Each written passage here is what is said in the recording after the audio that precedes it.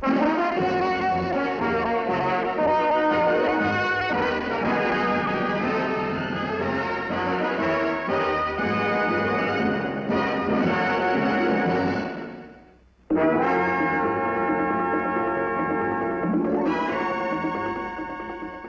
furious lady named Doria, first hurricane to hit the U.S. mainland this season, batters the eastern seaboard from North Carolina to New Jersey.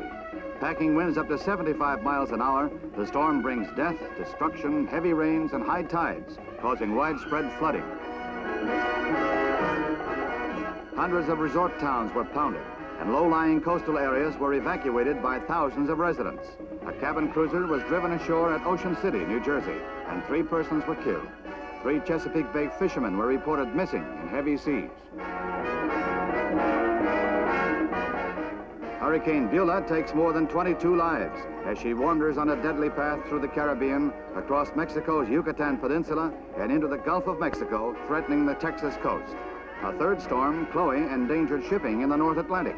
3 angry and dangerous daughters of Mother Nature.